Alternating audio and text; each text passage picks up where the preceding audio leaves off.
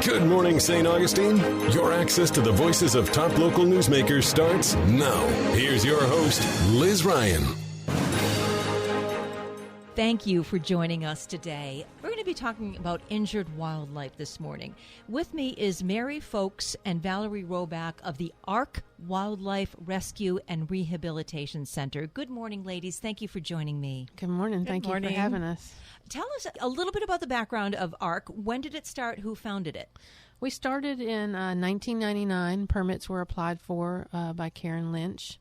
She's our mainstay. She's our chief bird rehabber and the permit holder for our group. At that time, they saw the need for injured wildlife in general, and they did take in small mammals, turtles, tortoises. But at present, we are the only wildlife group that is permitted for birds in Northeast Florida for 8 counties. So this year, we streamlined to just birds only. Mm-hmm. What kind of birds do you see the most? It's seasonal. Songbirds. Mm-hmm. Now, why do songbirds get injured so often? There's a variety of reasons. Habitat loss. Basically, people cut down the trees that they nest in often.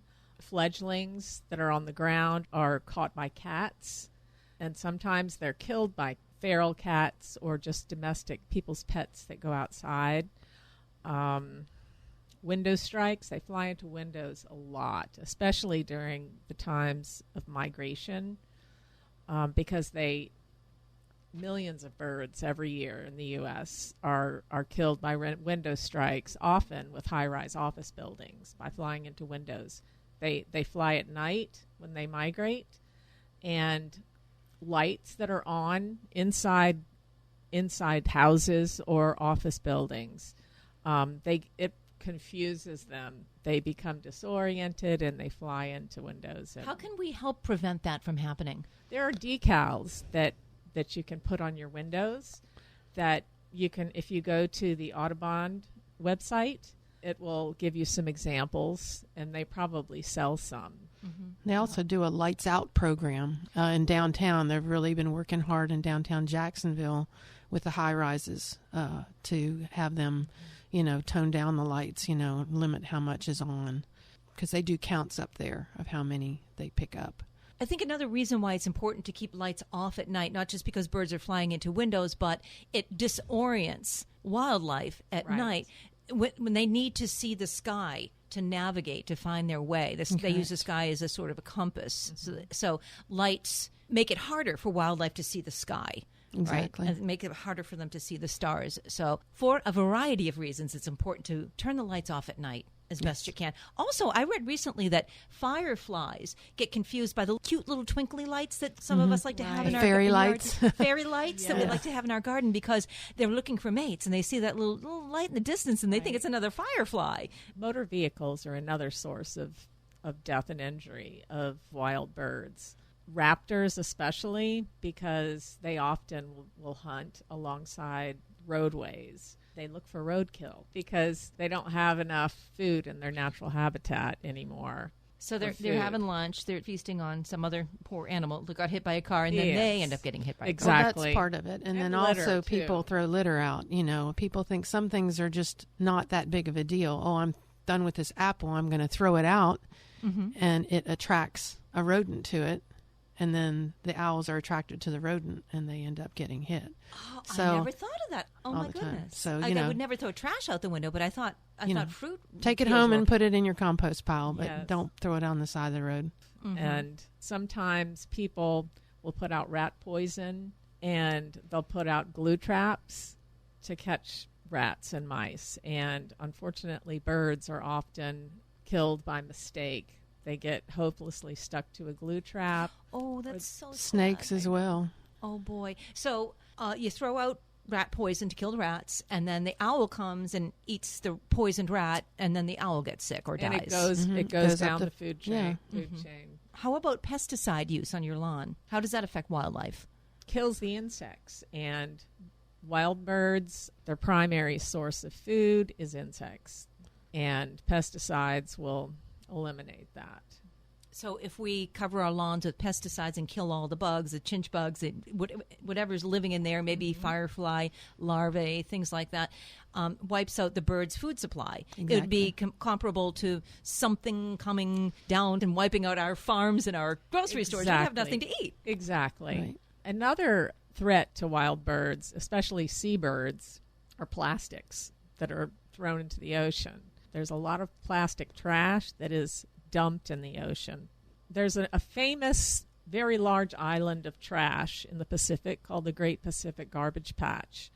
And there are certain microorganisms that flourish in that. And then in the Atlantic, there are similar garbage patches. And many of the seabirds that we get are full of microplastics or larger plastics. Bottle caps. Yeah, well, yes, and sea turtles, all sorts of marine life. But seabirds, they stay offshore. They live primarily out at sea. And we get a die-off almost every summer of shearwaters, which are diving birds. You don't see them over land or on shore unless they're in trouble. They get beached or washed up. It's usually in early spring. It's early spring, Yeah. And with hundreds of them up and down the coast of Florida. Once they and up come to in, the southeast. they usually die within a short period once they come And in. there have been autopsies done that show them that their digestive tracts are full of plastic. They can't digest food. So basically, they starve to death. Think of a plastic bag, for example. When that's underwater, to a turtle, it looks like sea a turtle. jellyfish. So it's so important to not let your plastic Or bags seagrass, fly yeah. away, and not to dump any trash, or make Another sure your big barrels one are that secured. gets on me is the mylar balloons. Yep. People release balloons, in Can't memory of anymore. somebody. There's a law now. You can't Yeah. just do a balloon In release Florida, but you- we they're still illegal. get them all the time. anymore. Really? Yes. I mean, Birds that are people that give have- them to a kid and a kid lets go of it. It's going to end up somewhere, and a lot of times because it's nice and shiny. And it's not just the birds; it's all sorts of animals. It's turtles and tortoises. It's horses. My sister works with horse rescue, and they had a horse that choked on one because it landed in their pasture and it ate it. What goes up must come down. That's right. So it's So, important to not release balloons. Plant a tree. If you want to, do something in memory of someone, plant a flower garden or a tree.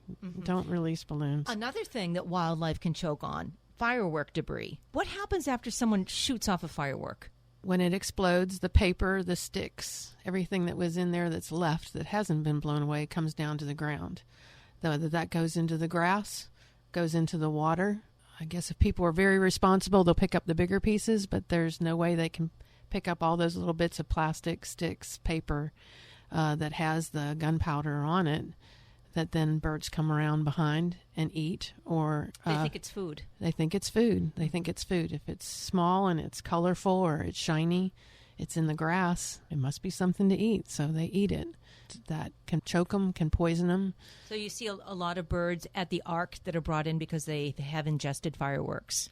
Not so much as birds that have been frightened to death because of the sound. Birds are very vulnerable to stress. They hear the explosion. Nesting birds will often abandon their nests with babies in it because they're fleeing for their life. They can have a heart attack, or they can collide with a window, a building, a tree. They're disoriented.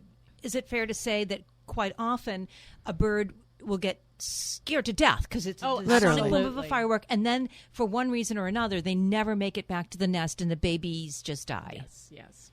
That's so sad. Or they flee and they just don't come back because they've gone so far. they can't find their They way back. can't find their way back, or they're just, they have a heart attack where they fly into a building, or maybe get hit by a car because they're flying at night and they're disoriented. Exactly. And we've had animals at our facility that have died from heart attacks from fireworks.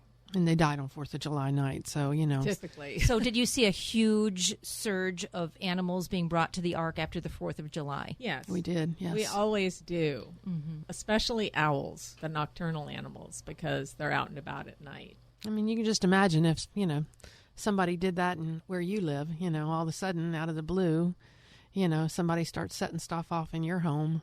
I mean, the sky is their home. And they don't know the what trees, the sound is. They don't know right, what that is. Right. And there's other ways we can celebrate Independence Day. There are now, with technology, there's drones that can put on such a beautiful display that's Absolutely. even better than fireworks. Yes. So maybe we should shift in that direction. Yeah. That would be great. I think a lot of people just think about the effects fireworks have on veterans with PTSD and domesticated pets, dogs and cats, but it's wildlife too. And I think it's something we need Absolutely. to remember. You're listening to Good Morning St. Augustine. I'm your host, Liz Ryan, talking to Mary Folks and Valerie Roback of the ARC Wildlife Rescue and Rehabilitation Center. Mary, have you seen an increase in the number of injured wildlife being brought to your center since its inception? Absolutely.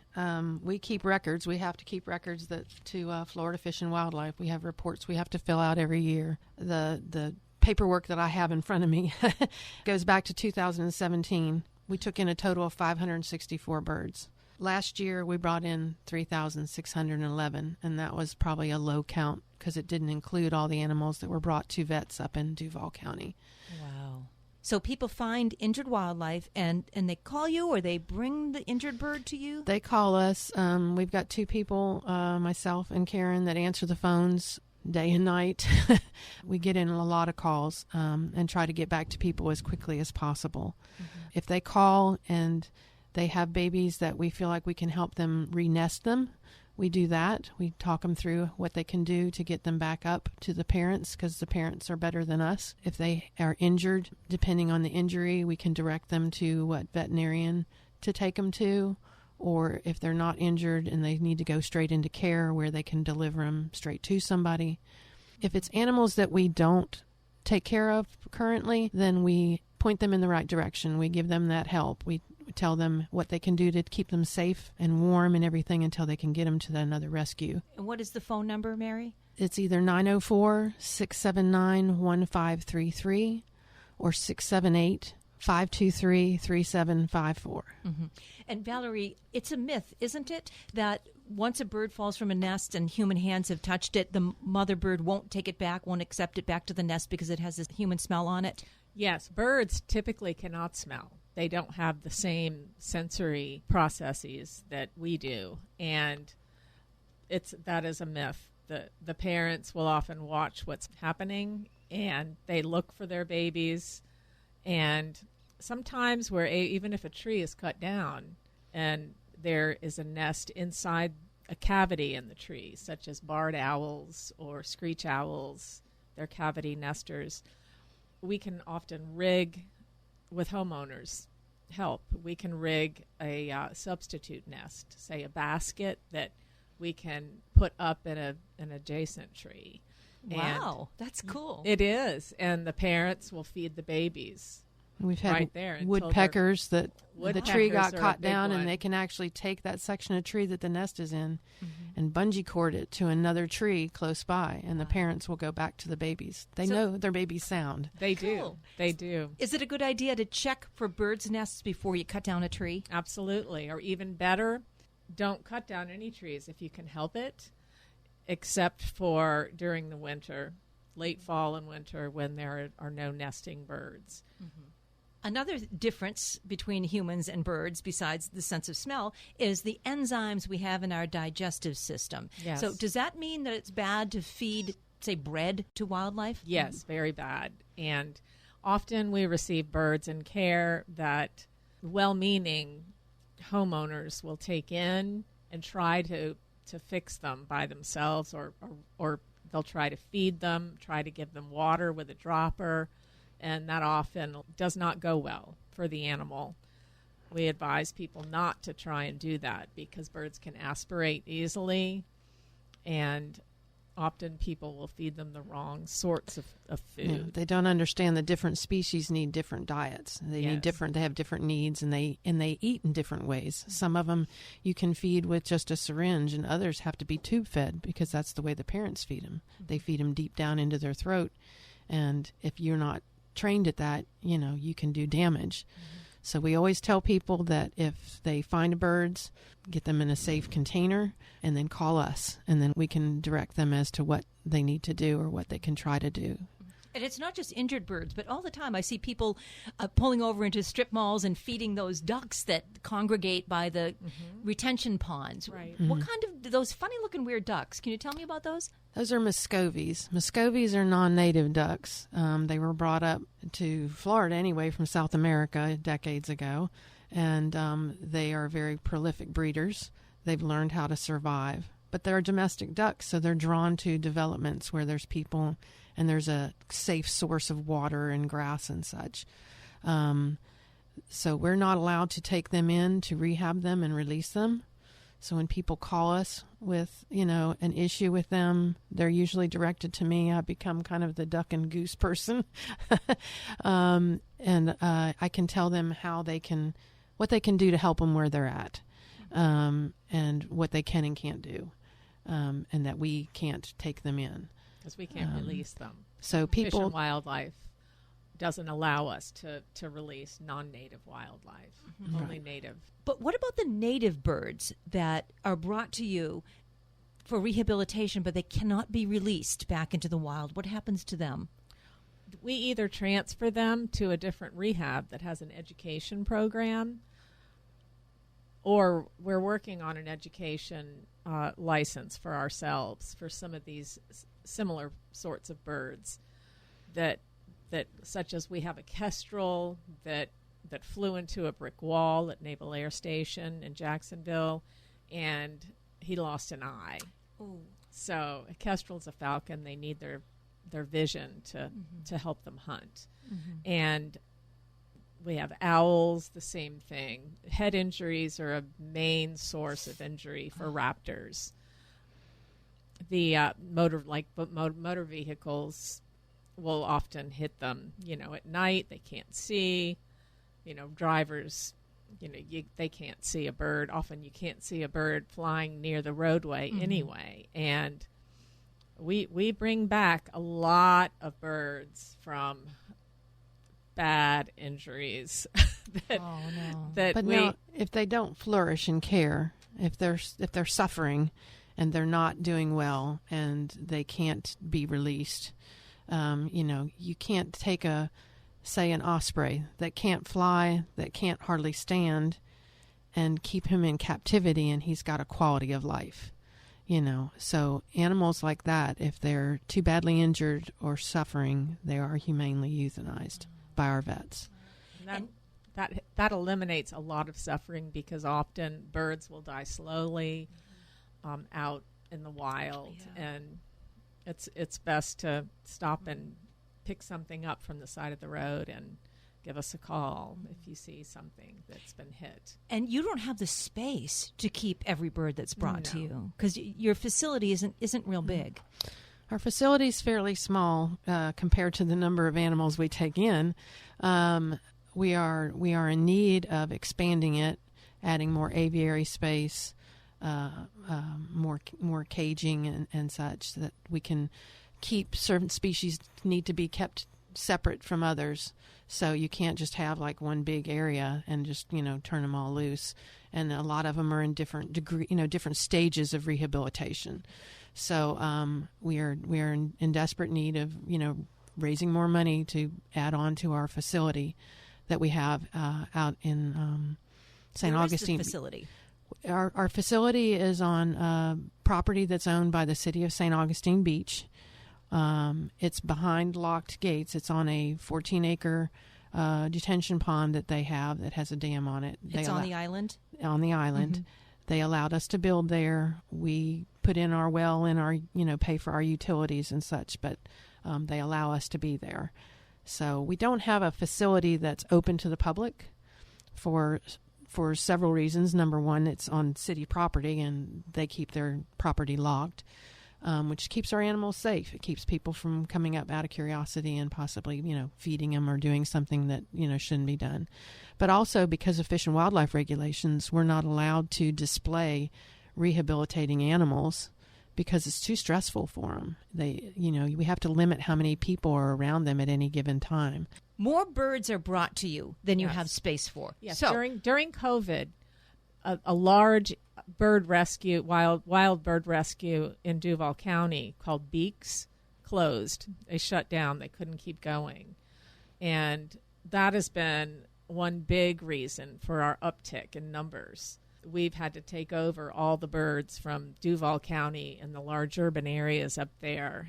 And also the development, the rapid speed of development is probably the cause of the most injury, and we get a lot of starving birds, especially juveniles, that have not learned how to hunt yet. And it's challenging to hunt when the native plants and insects and rodents, trees, thousands of acres clear cut every day. Yes, thousands. Clear cutting development has been responsible for habitat loss in general. They have nowhere to go. They have nowhere to go, and that's not just birds; it's all wildlife. Yeah, pressured into more urban areas, and they either adapt or they don't, and they dwindle, and their numbers become very low. Heartbreaking. Of course, would love to see fewer injured birds coming to you, but it doesn't look like that's going to happen. So a bigger facility would be helpful, right? Yes. So how can we help you build a bigger facility? What do you need? Money and land. Money and land. Yeah, yes. And volunteers to help with the process of, because there's a lot of people that might be an electrician that could help us out, and people that do plumbing or people that do roofing. There's all sorts of ways. We were speaking earlier about, the overgrowth on our fence line that needs to be, cut back, and some of the fence needs to be repaired. There's a lot of a lot of positions and things that people can do that they could volunteer. What other type of volunteer opportunities are there, Mary? I think one of the main ones we need right now is transporters. We have animals that come in. We get calls from Duval, Nassau County, Putnam County, Clay County that need to come to us because our vets that do the diagnostic work are here, and our rehabbers are here, most of them. So we need people to volunteer, to do that. Pick them up and drive them where they need to go. It's not a daily thing. Sometimes it's, sometimes it's a couple days a week. Sometimes it's once a month. It just depends on where the birds are. So that you don't have to have a commitment every single Wednesday and Thursday. No, okay. No, we don't do that. I have a list of 14 people that are scattered around that have volunteered to do that. Mm-hmm. So if I get a call of a bird that's in Ponte Vedra Beach, I call the people that are on my list that are in that area and see who's available. How about grant writers? Could you use some of them? Absolutely. Mm-hmm. Absolutely. Money? We have. Yes, most definitely. Our donations come in, through our giving platforms, and the main platform we use is QGive, which donates the money. The money goes directly into our account, as opposed to a lot of people use PayPal. We do have PayPal, but you have to wait a month to get that money. A month? Really? Yes. I didn't know that. Yes. So what's the first thing to do? Go to the website? Yes. Go to our website. www.thearcrescue.org/donate. And it's important to know ARC is with a K. Yes. Absolutely. Yes. Do you ask for donations of supplies?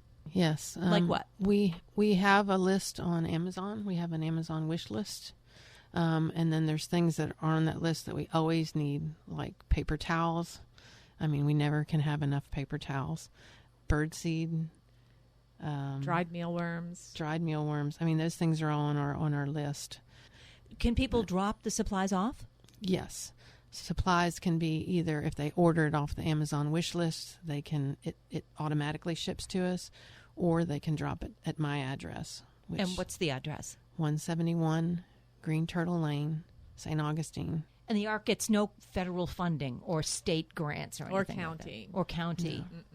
Maybe that can change. Could that Maybe change? it can. Oh, absolutely. We have tried. St. Johns County used to, they at one time donated to rescues, but they don't do that anymore. As big as St. Johns County is, we're sure that they could come up with a little money to help us out.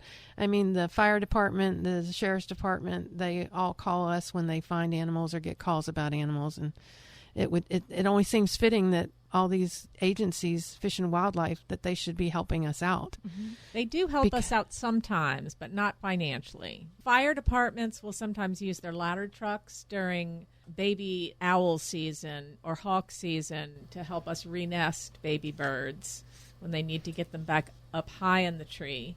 Sheriff's Department has helped block traffic when we need to do a Yes, release. definitely. They just recently did a frigate bird release off of the Volano Bridge. The Matanzas Inlet Bridge. Yeah, and they stopped traffic for us. They did. Whenever we need help picking up a bird that's on the side of the road, if it's not safe, they will come stop traffic for us. We have to call them first. I could talk to you ladies all day, but unfortunately our time is coming to an end. So just to recap for anyone who may have just tuned in, what do you do when you find an injured bird? Call us at one of the two numbers, 904-679-1533 or 678-523-3754, and one of us will talk to you and give you the guidance you need. And what's the first thing that comes to your mind when I ask you, how do you prevent birds from being injured in the first place? Throw away your fishing line. If you're fishing and you accidentally hook a bird, or pelicans can sometimes swoop in to catch a fish that's on your line, what you should do is do not cut that line. Reel the bird in and then remove the hook from the bird if you possibly can.